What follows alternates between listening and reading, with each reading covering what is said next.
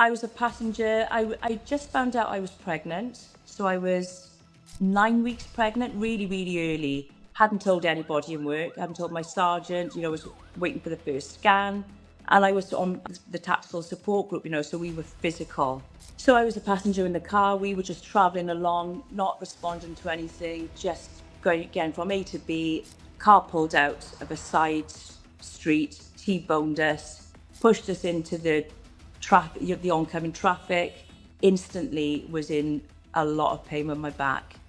Towards the end of my when I had my bad back and everything, it was a tough time for me. But oh my God, I loved being in the police. And I was I say victim, I didn't see it as being a victim, of misogyny, sexism. For me, rightly or wrongly, I took that as banter. I took that as being part of a shift. I gave as good as I got.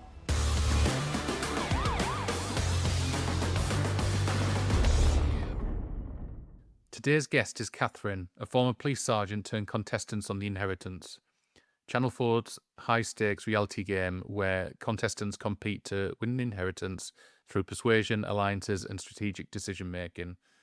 Catherine brings unique to the game, 22 years in policing, experience in leadership, investigation and negotiation. She says she's competitive, decisive and not afraid to speak up.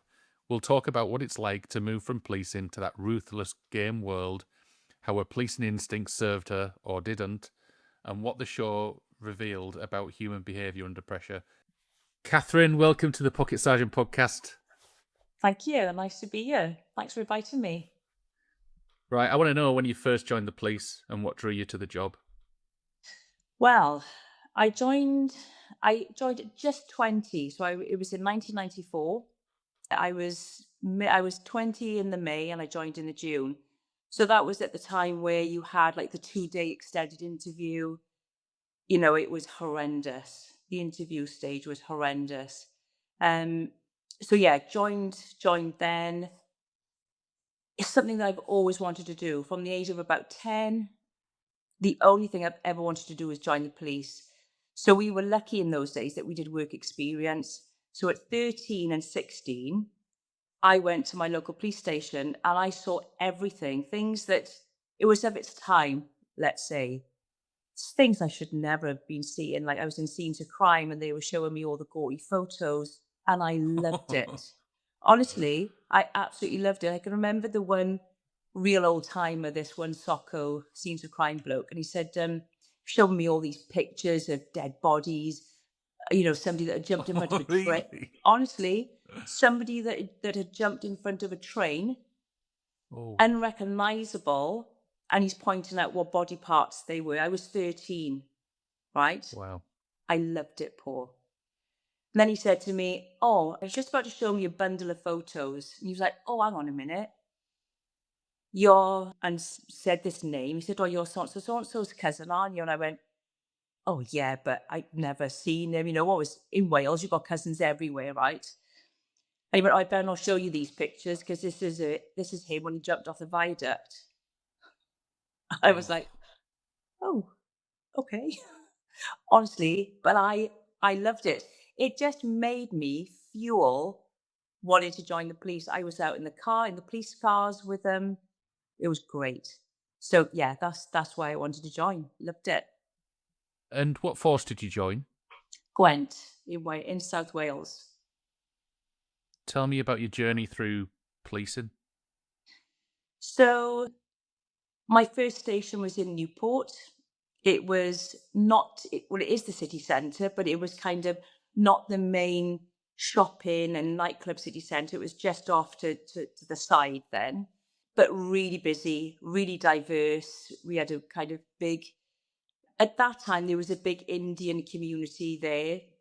Um, but as I can remember, that was the only diversity really that I can remember.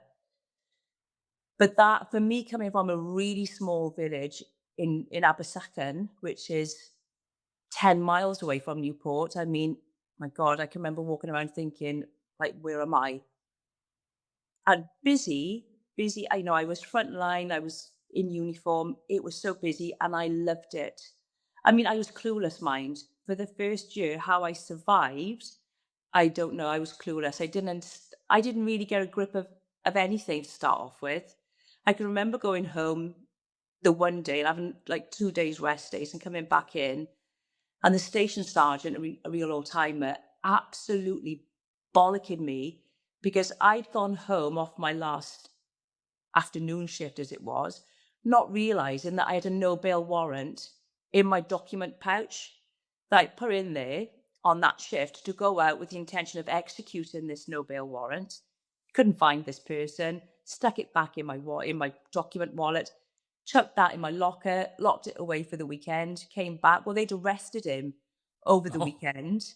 They'd arrested this no bail warrant, couldn't find the paperwork. And in those days, you had to formally serve the warrant because it was all signed by the magistrate.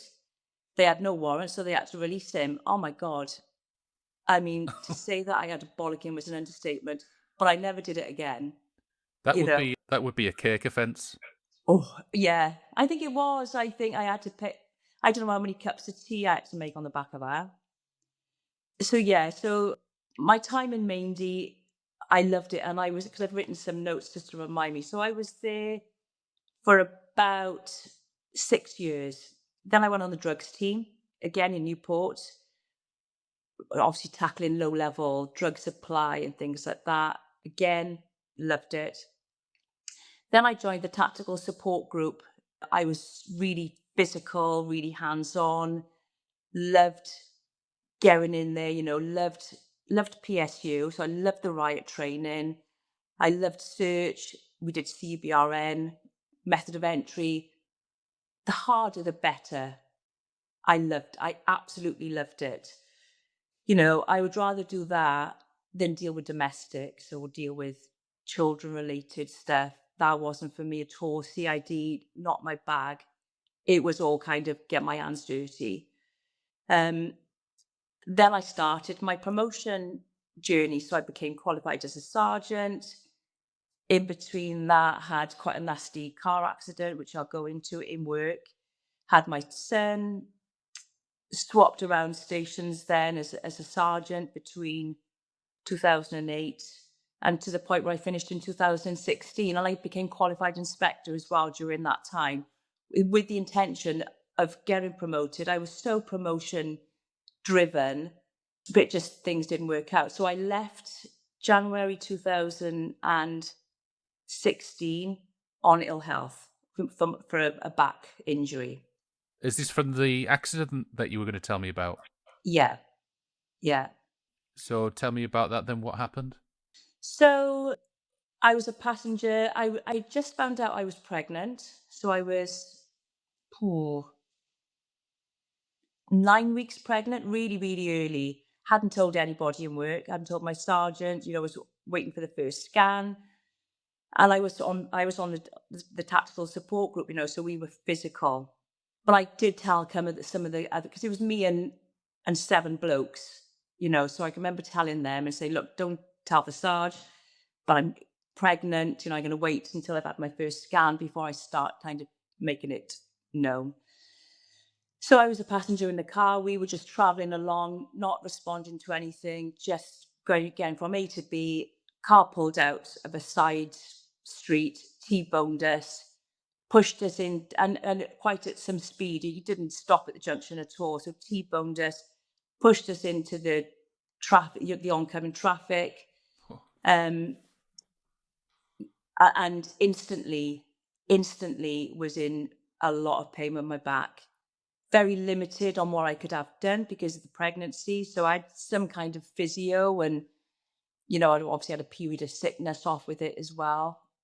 But yeah, that then was the catalyst of my back, my problematic back. so what was the diagnosis in the end for your back?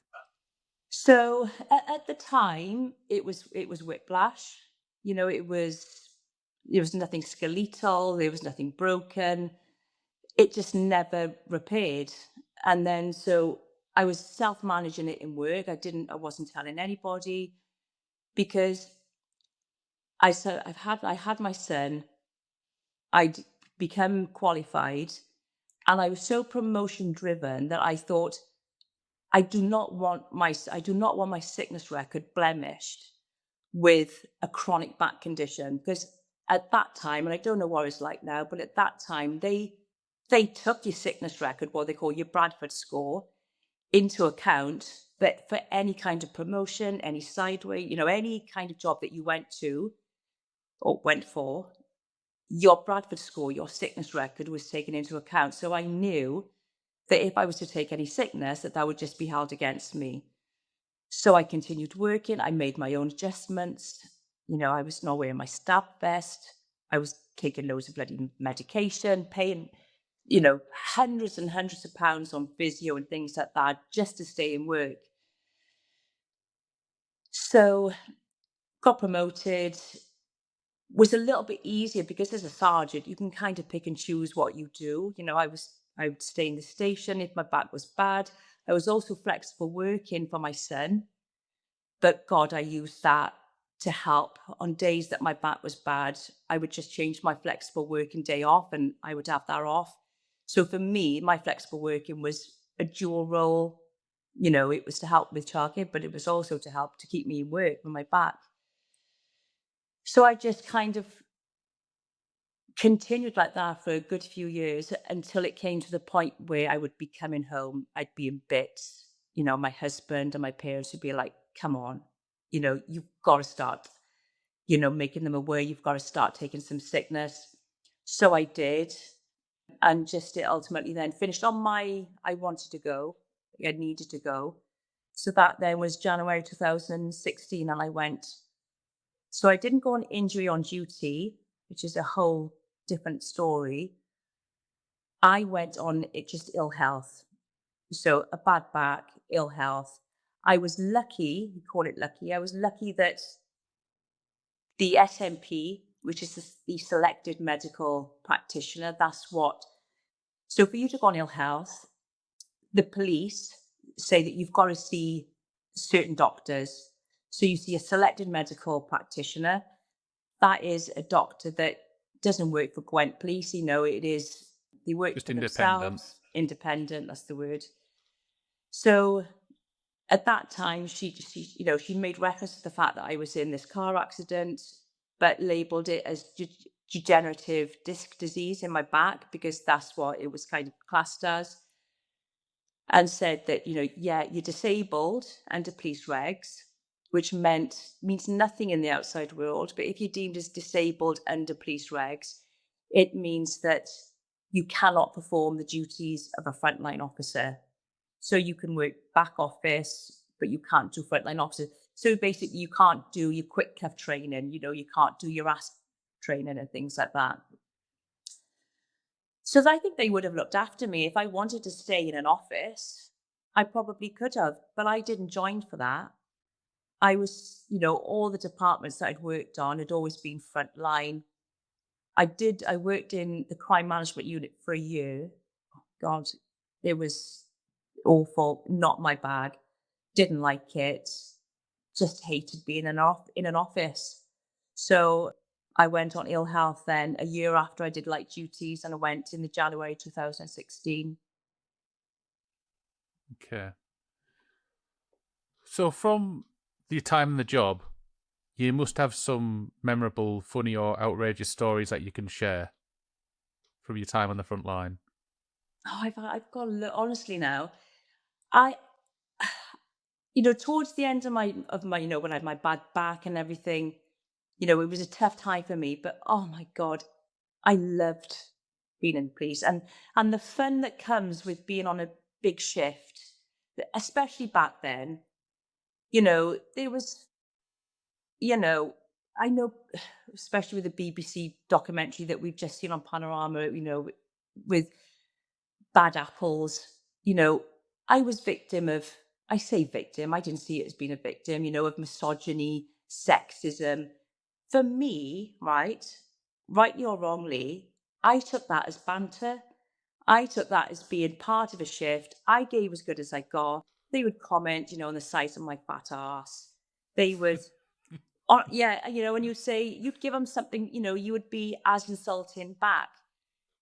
So I, at the time, I look back now and I think, oh God, But at that time, I loved it. And right, you're wrong, but I did. I just loved, the one night we went on our grub break in the rec room. We're all there. It was a quiet night shift. They like handcuffed me to a radiator and left me there for like an hour. I honestly, Paul, right? I thought it was hysterical. I loved it. I thought it was hilarious. I can remember we'd be sat up on a Friday, Saturday night, and in Maindy, there was just one location where all the pubs and the clubs kicked out, so come 2 o'clock in the morning, it would be full of drunk people. And we were sat in the van. I was sat in the passenger seat, and my colleague, bless him, Phil, I shouldn't say names, old timer, sat in the driver's seat. This pissed up guy comes to his window, comes to the driver's side window, says to open the window, "Oh, give us a fucking lift home." So before Phil can even open his mouth, I kind of lean across and say to him, "Am I allowed to swear on you?" Yeah, go on. I got to say, because it just gives it a bit of context. I just lean over and say, "We're not a fucking taxi." So with that, this guy opens up the driver's door, pulls Phil out of the van, and they are like fighting. This guy took umbrage to me telling him that we were in a taxi. And what it's like trying to fight with a drunken person. You're trying to restrain them, you're trying to get them on the floor. You can't, because you just can't control them. So I come out, honestly now, we were dancing with him. We were practically dancing with him, trying to restrain him and control him. I mean, we did in the end, but oh my God, we had our ties were like strangling us. So it was the radios with the long cords. They were wrapped around us. And we couldn't stop laughing the whole time. We are trying to restrain him and he's trying to punch us. But oh my God, it was just so funny. You know, and and this same officer that I worked with, who I loved working with, I mean, he was lazy, but oh my God, he was brilliant.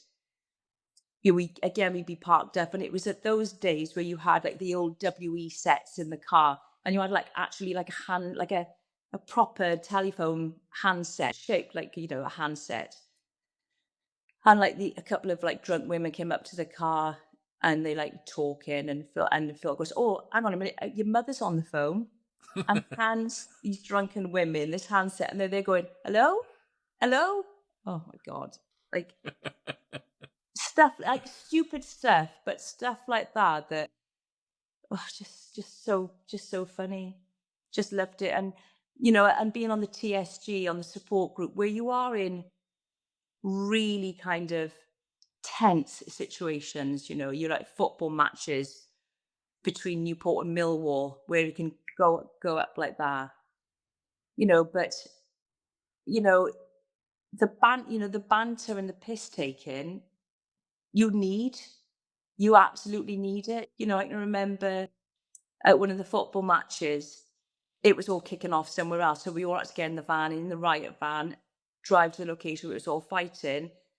Before we even pulled out the car park, we accidentally, and it wasn't that, like took the front wing off the dog van, because of the crap bloody driver of our van. So obviously the piss that he had taken out of him for bloody driving into a dog van on the way to a riot. It's just, you can't make honestly, these stories you just can't make up. I remember Do going you? to go on. No, no, no. You first. I can remember going to an alarm on a wine shop, Thresher's wine shop, and it was like 2 o'clock in the morning, hammering down with rain. Again, I was with like an old timer. He was driving the van, and he said, "Well, I ain't going out. You go out and check it." So I'd go out and I'd like rattle the door handle, locked, go around the back with my torch, or the back is all locked up. And it was quite common to have false alarms, especially if it was pouring down with rain. So I get in the van, I'm like, look, it's all fine. It's a false alarm. Key holder's contacted. They're en route. Let's go. So we go. We get a phone call then 5 minutes later. Yeah, can you return to Threshers? There has been a confirmed burglary. And I'm like, God, thinking now, oh shit. So Mm. we get back there. Well, the door handle that I'd rattled had a big panel of glass in the front door. Well, they'd completely removed the glass out of the front door. But of course, I rattled the door, the handle, didn't even notice that there was no glass in it. They were probably in there. They were Probably. probably in there while I was rattling the door. Oh God! So of course I never lived that down either. Is that another cake offence? Yeah, There's a common theme here, Catherine. I know. I'm an idiot. Do you miss it? I so miss it. Yeah. If I hadn't have been, my body hadn't have let me down, oh my God, I know I would have done my 30 years. And I'm pretty confident that I would have been a chief inspector. I'm pretty confident about that. I was so, after I got through the kind of didn't know what I was doing stage, I was so switched on. I was the go-to person. If CID wanted to know who was good for a job, they would come to me. They'd say, "Oh, Kath, we've had this burglary. The MO is this. Who's good for that?" And I'd be like, "That is, he's just come out of prison." I knew everybody on my patch. I knew every, so I was well thought of as a sergeant. I was well thought of. But, I was firm, but I was fair. I was quite happy to stick up for my shift. I was happy to say to the bosses, "That's not right," if I didn't think it was right. So I know, well, I'd like to think that, yeah, I was qualified inspector. I know I would have become, a substantive inspector at least. Do you keep in touch with anyone from the job? Yeah, I do. I've got quite a few friends that are still in there that were on my shift. And one of them actually is, gosh, he's a chief inspector, and they all say to me, "You left at the right time. Things just aren't the same. You can't manage them." But this is what they say to me, like on a shift as a sergeant, you can't manage people like you used to because that's bullying. You can't micromanage people. And I would think I would struggle. I think I would struggle now because I was the type of person that if I was pissed off with somebody, you would know that I was, and I wouldn't hold back, and you would have that bollocking, but then that would be it. We would move on and we would sort that out, and we would move on and get over it. But yeah, I don't think I'd survive now. I think I'd probably get sacked.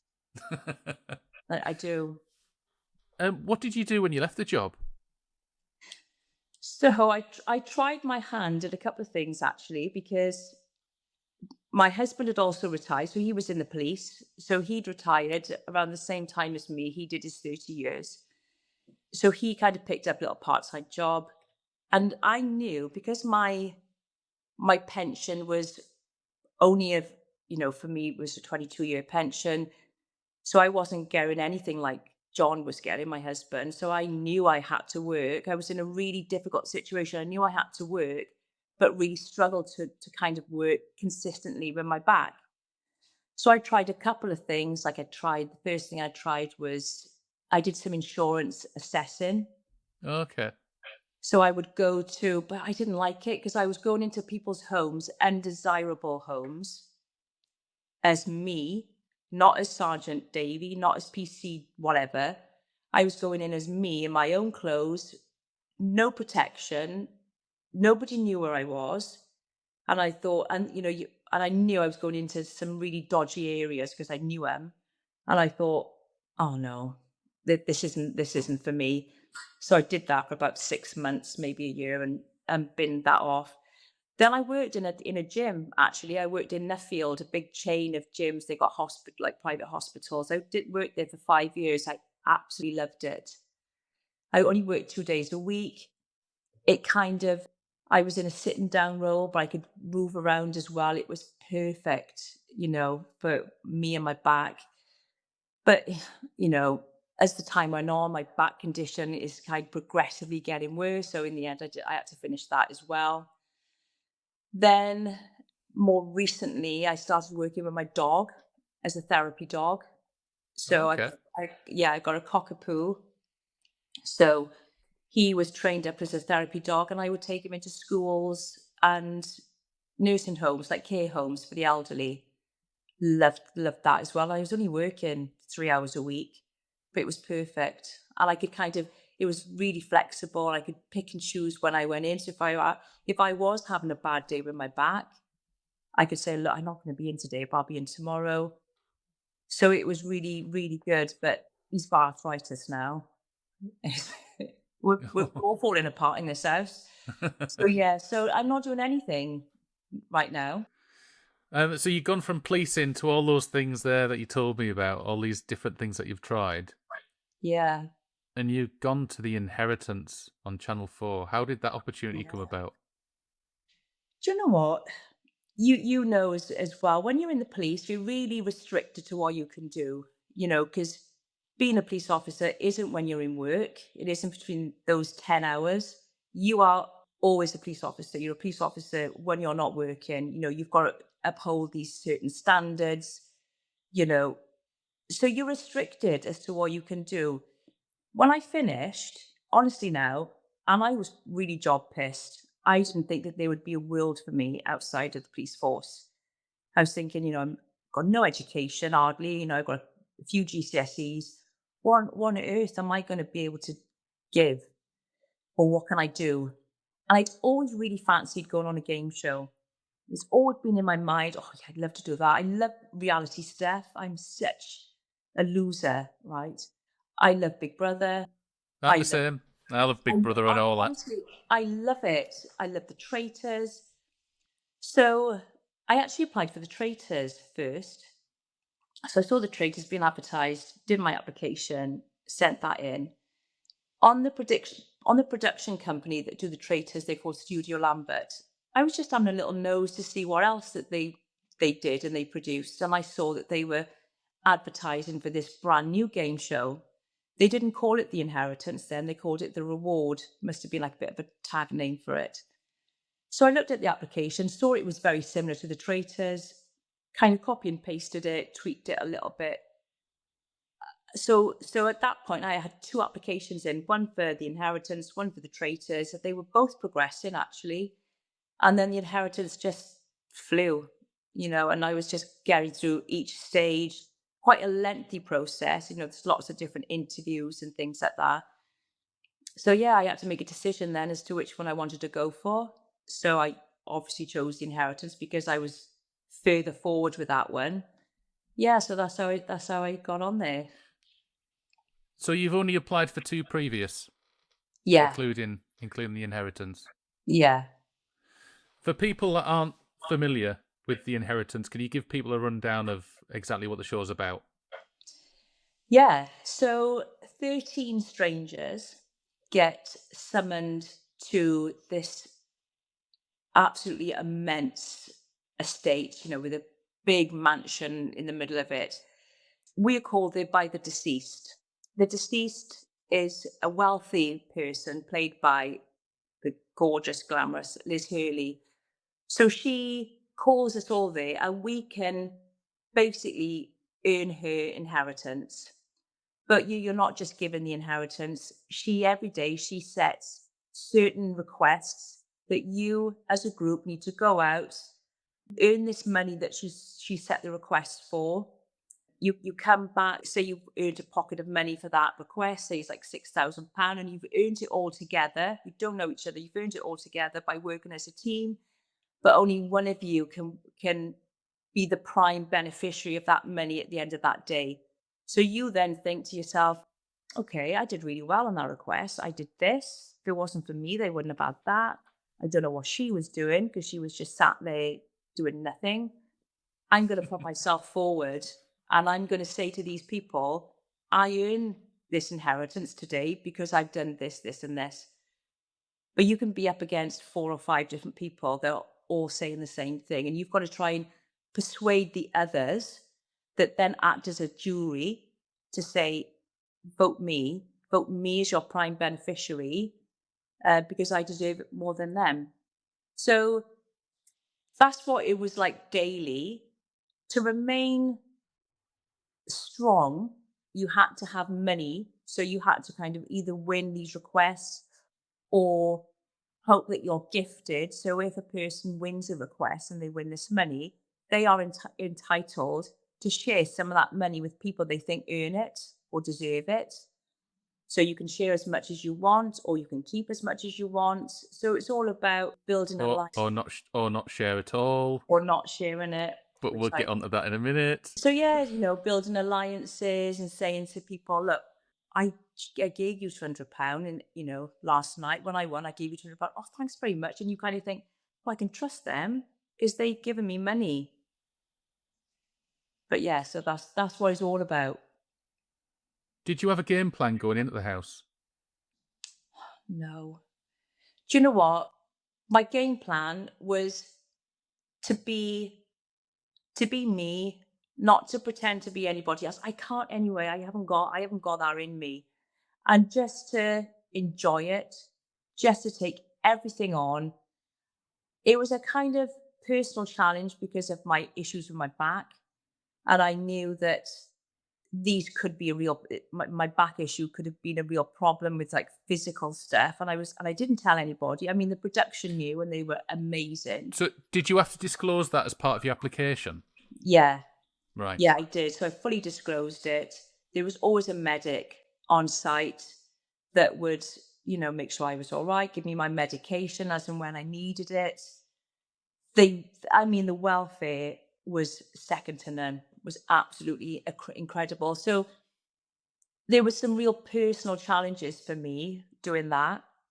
And that's all I wanted to get out of it. I wanted to have a great time, make money. If I, you know, it, of course I wanted to win, and I just wanted to be true to myself and just enjoy it. I didn't think I'm so stupid, and honestly, I didn't think, oh, I need to build alliances with them because that's going to help me in the long run, and just did my own thing, quite obviously. Uh, did your mindset or approach change as the game went on? Do you know what? Within like the first, maybe the second episode, when James, that's one of the other contestants, he came up to me and Matt and said, look, I'm making you aware that there is an alliance. And you rattled off the names of the people that in the alliance. And this might have been day 3. And I can remember thinking, what? Like my reaction, my was like a natural, well, I had no idea. But then, so he planted this alliance in my head and in Matt's head. And then later on in the division ceremony, Matt kind of went to out this alliance, but instead was calling James a snake for saying that he was making this alliance up. And like, I'm thinking, what the hell is going on? So I had no clue what was going on. I didn't see anything. I can see it now, watching it back on the telly and looking at all the little conversations that were had. But of course, you don't see that when you're in there. No. But I had no clue, none whatsoever. I know. Did you find yourself using any of your policing skills in there? Do you know what? They asked me this on a daily, like every time I was being interviewed, after every single request, they always asked me, look, how did your policing skills help? And the only way I can say that my policing skills helped was in the police, you learn how to speak to everybody, you know, different backgrounds, different educational background, you just have this ability to be able to make a conversation with anybody and at that level. So I knew that that would help me. I kind of thought I was a little bit naive because I kind of thought, yeah, I'm the ones that are lying. I'm going to know the ones that are playing a game. I didn't, I didn't have a clue. I feel like I really let myself down. So let's talk about the vault moment now. You had the option to share when you were nominated to go in and take Yeah, money, but instead you took all of the money for yourself. I know. Uh, as a former police officer, I'll admit that shocked me. Did it? Yeah, it did. It did. What was going through your mind in that moment? Well, going down there, I already knew who who had gifted me because I was told. So I knew that Matt had gifted me. I knew that Cam had gifted me, Jesse, and Hafsa.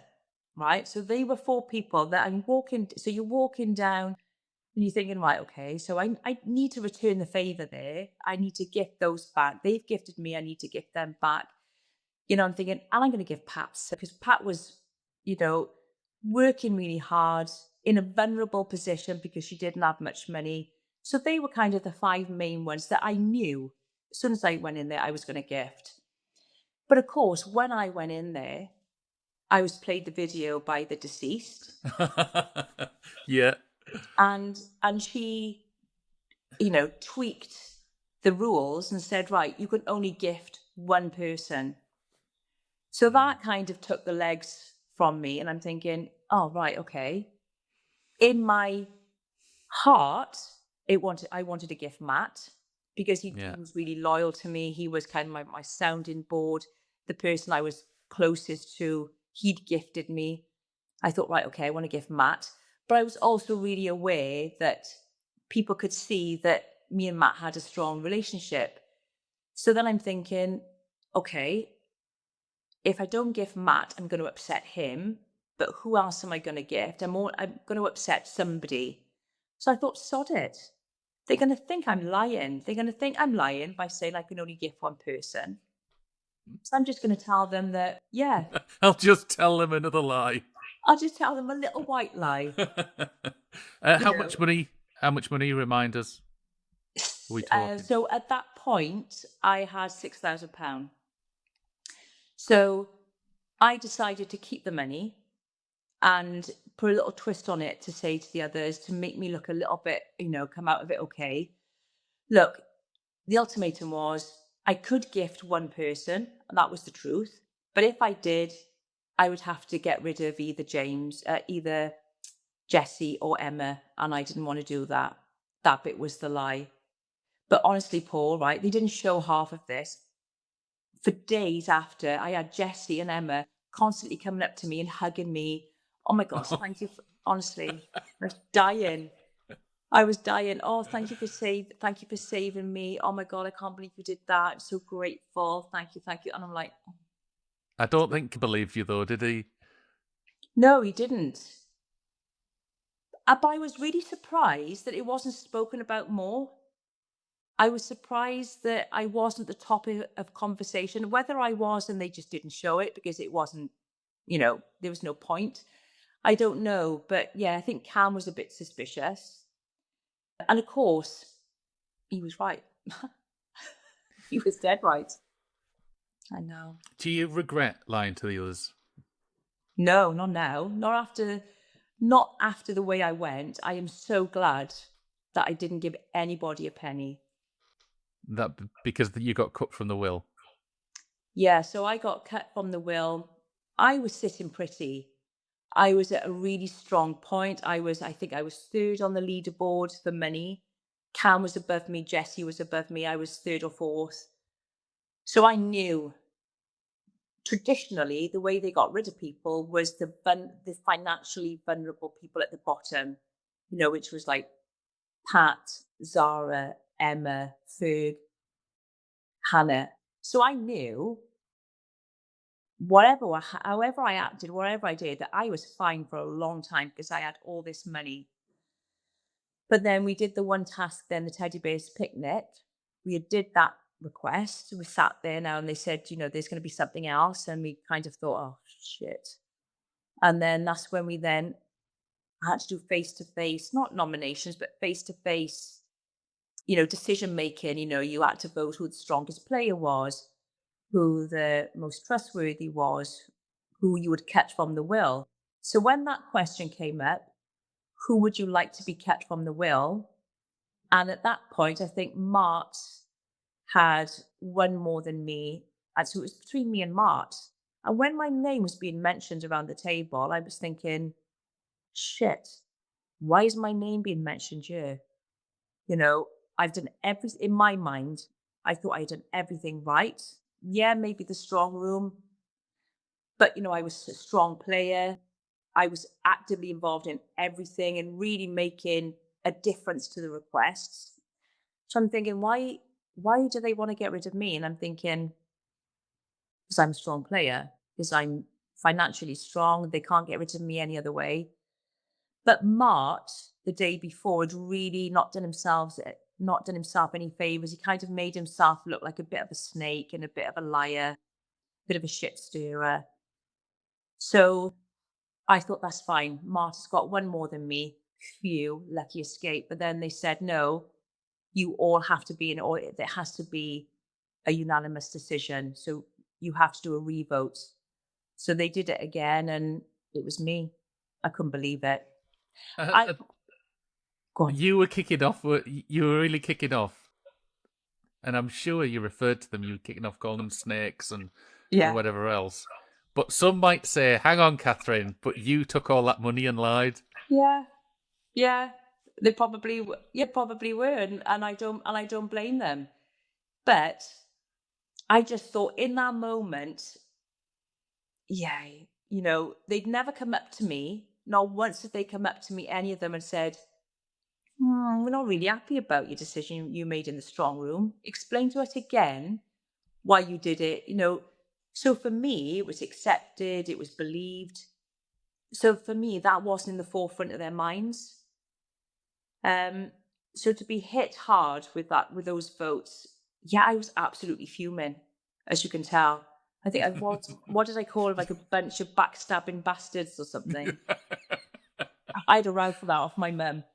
She was like, um, Catherine, we don't use words like that, do we? how much money did you leave with in the end? £7,400. So I'm glad I didn't share any, Paul. Throughout the show, you were often seen on camera saying it's just a game, and you kept referring to it as just a game. Do you still stand by that? Oh yeah. You know, my husband, like watching it back, right? My husband, he's so like bitter about me getting voted off the way that I did. But I'm like, it's a game. It's a game. I knew what I was signing up for. If I was smart enough, I would have probably done the same. It's a game. I got no, like, I think Cam spearheaded that, if I'm honest, because whatever Cam did, I mean, Jesse just loved him. So whatever Cam did, Jesse would do. He was influencing that whole house. Absolutely. I mean, and brilliantly. He Yeah. was he deserved to win. He was a brilliant player. He was strong in every request. He was down to earth. He was grounded. He didn't put any airs and graces on. He spoke. This is me. Take me or leave me. He was a solid game player, and yeah, I'm glad he won. I wouldn't have shared. I mean, hats off to him for sharing all that Would money. you would you not have shared it? No, Of course you wouldn't, because you lied to them the first time round. Paul, they are not my friends, right? Yeah. I would not have shared a penny. I'd have felt guilty, and I'd tell you why, because there was a couple of contestants on there that often emphasise how much money they didn't have. Yeah, that So I used to would get on my almost feel nerves. obliged to share it. No, that got on my nerves. I mean, Emma, love her, and she is lovely. At that time, she was a paramedic.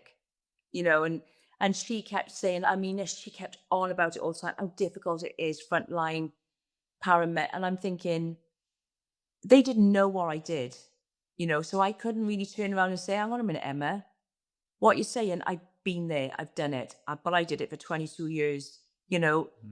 I think she doesn't even do it anymore. Um, but I just thought, and when she compared herself to Matt, oh, it's all right for you, Matt, because you've got loads of money, you're Yeah. rich, you go on your skiing holidays. And Matt is like, hang on a minute, I'm 51. I have worked my whole life.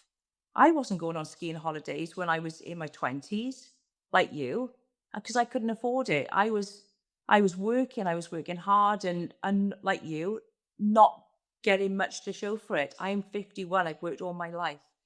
So that really irritated me, I've got to be honest. If you had to go back and play again, would you do anything differently? Yeah, I think I would be a bit I would be a bit wiser as to who was like I was doing tasks that I felt suited my physicality, what I could offer, and they just naturally always seemed to be with Matt because we were very similar. But I just wish now that I would share myself around, and try and infiltrate little pockets of people like Tia and Hafsa, Emma and Hannah, Cam and Jessie, to kind of just be more fluid rather than sticking to the people that I kind of was naturally stronger with and just aligned to. So I would do it different. I would do it differently, yeah. Whether it would help me or not, I don't know. Have you been recognised as a result of being on the show? No, I haven't, Paul, and I'm gutted. Really? I've had lots of people staring and whispering and things like that, but I've had no one saying, "Can I have a selfie?" And I've been Oh. going around with my selfie stick as well. Oh, so if anyone watches this and you see Catherine wandering about, just go over and ask for ask for a selfie, make her feel better. Yeah, yeah. Oh, I can't As believe long as I've that. got some makeup on, Paul. Yeah, I can't believe that. I know, nothing. No, Ah. I know. Has the show opened up any new opportunities? Um, no, no, Not yet. not yet. No, I had people saying to me, part of like the executive team, "Oh my God, you're going to be you're going to be really busy after this." And you sat there like thinking, why isn't it ringing? But yeah, I think it all kind of, I remember from the Traitors. So I compare myself to Amanda, who was the middle-aged Welsh woman from the Traitors. And because you can't do anything for a year anyway. So that is the rules. You cannot do anything for a year. You've got to wait for a full year after the first day of filming. So if I wanted to do anything, I can't do anything until this time next year, until about March, April next year anyway. And when I think back, you would only start to see people kind of well after that program had finished. I didn't do it for that anyway. If something came of it, great. If it doesn't, it doesn't matter. So you're looking to get on something else when you're allowed? I'd love to. Do you know what I would What? love to do? I'm such a saddo. I would love to do Big Brother. Oh, I'd love to do Big Brother. I'm watching it now. Oh my God. I would love, not the celebrity one, like the normal, proper one. My God, I would love to do Big Brother. I'd love it. Well, well, maybe 18 months, 2 years' time, I might see you in there. Yeah. What did the Inheritance show teach you about trust, alliances, and betrayal? Lessons that you might not have even learnt through policing. Ooh, that sometimes is just not as obvious as you think. I I thought I was so switched on. You know, I was a great police officer. I think I'm really intuitive.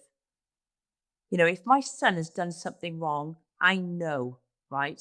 But I suppose I know him. Or you think you know? Well, true. Don't start saying that now. Yeah, true. So I thought I was really, you know, intuitive. I'm nosy, so I don't really miss a lot. But yeah, I missed everything. So I guess I'm not as intuitive as I thought. Maybe it's got to smack me in the face. That's interesting. Mm. How have your family, friends, and former policing colleagues reacted to you being on the show? Do you know what? They loved it. My, I mean, my social media, my Facebook and Instagram, during and after the episodes was flooded by, "Oh my God, you're doing amazing. We love it. You're coming across really well. Oh my God, some of the things that you're saying, you're making us laugh." Like when I was at the tree with the wat with the bee with the honey, and Jesse, it's like a new turn on bloody golden shower. He was like covered, dripping in this honey. And like in the interview, I'm saying, "Oh, and I'm concerned that I've got a little bit of honey on my wrist and it's a bit sticky," and and he's like drenched. So yeah, the comments I've had have been amazing. And my mum, oh my God, I bet my mum has watched every single episode about 10 times. Oh, that's awesome. I know she's recorded it. Nearly every time I ring up, she's like, "Oh, I'm watching you again. Oh, you're in the lake, you're up the tree, you're doing the hampers." I'm like, "Mum, you've got to stop watching it." But yeah, I am so chuffed about the positive feedback I've had. It's been great. Were were any of your family, friends, or former policing colleagues surprised at your decision making in there? No, I don't know whether that's good or bad. Well, you've remained true to yourself, clearly. Yeah, yeah. Do you keep in touch with anyone from the show? Yeah, we got a little WhatsApp group. So not everybody, just the ones that we kind of gelled with. Yeah, and it's a busy group. There's conversations going on that all the time. Like Cam is part of it. And Cam is really, I mean, he does a little bit of like comedy sketches anyway. He was doing that before he went into the inheritance. He is a funny guy, but he's so clever. Like I'm messaging him all the time saying, "How do I post this on my Instagram?" And he's like, sends me little videos on how to post stuff on Instagram because I am shockingly bad. But yeah, honestly, they're lovely. The little group that we've got, yeah, they're great. Is there likely to be a reunion anytime soon? We have spoken about it. I don't think everybody will be invited, but yeah, we have spoken about it, and I think we will. I think we'll all meet up and have a go. I know some of them have met up already, like the youngsters. I know me, Matt, and James are due for a bit of a catch up somewhere quite central. Oh, good. So what's next for you then? You can't apply for anything else for the next 8, 9 months or whatever. So what do you do in the meantime? So, do you know what? I've just like work wise for me because of the ill health pension that I'm on, and I've been on since 2016. Because it's not an injury on duty, right? It wasn't classed as that at the time. It's not index linked. So it doesn't go up with inflation. So my pension is kind of stuck at what it was in 2016. And obviously, cost of living have skyrocketed. So I know that I need to work to be able to kind of give us a comfortable life that we want after doing God knows how many years of policing. But my back is obviously causing me problems that I can't work, as much as I would need to. So I started looking into this and thinking that this just can't be right. So I've been kind of challenging the police through the federation, which actually they've been rubbish, honestly. Oh. And my case is pretty unique because I'm challenging the fact that I should have gone on an injury on duty, or I should have had a pension award, an Mm. injury pension award that I didn't know anything about, by the way. They don't openly tell you these things when you leave the police, which I think is wrong. If you've done something in work that you needed to finish with and you can't work because of it, there should be some kind of payment, um, which is called the Injury on Duty Pension Award. Didn't know anything about it when I left, and I thought, well, I should be getting that. I've done this accident in work. I cannot work now because of it. So I just challenged the police about that, and I just found out that I won.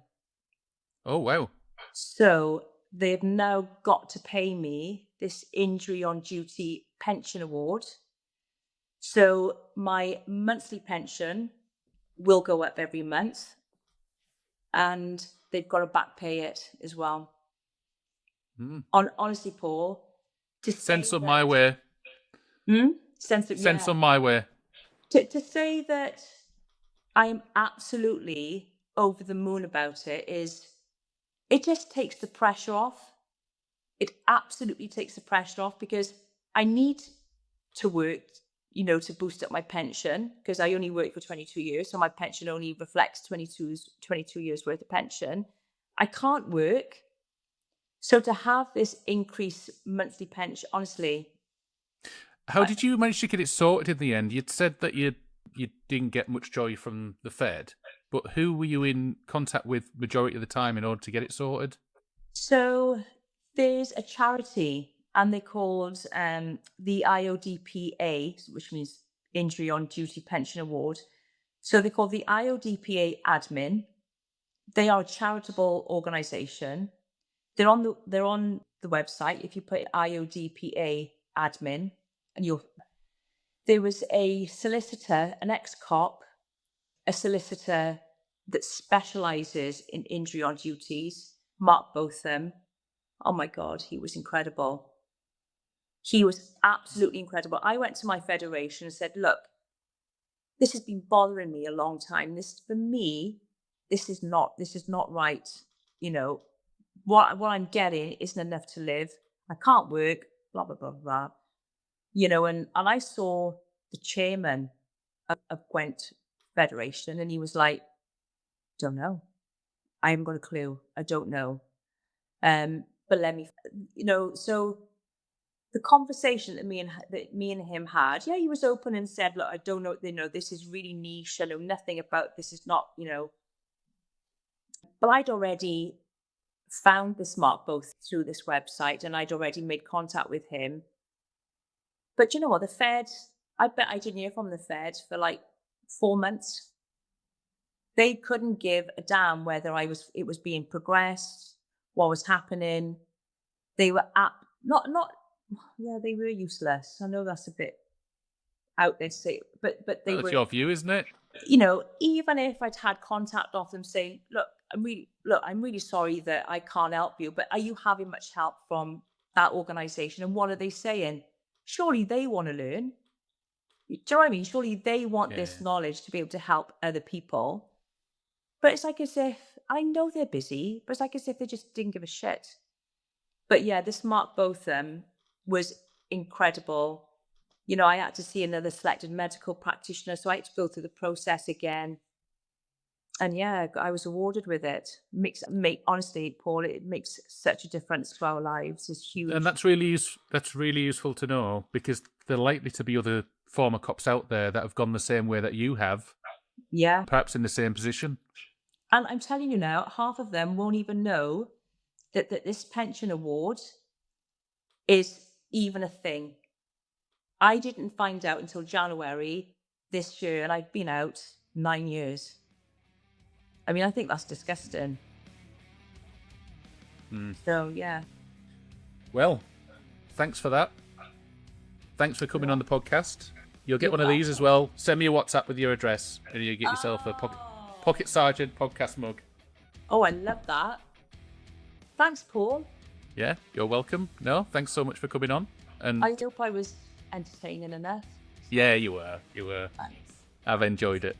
Yeah, Thank and you. we'll catch up soon. All right.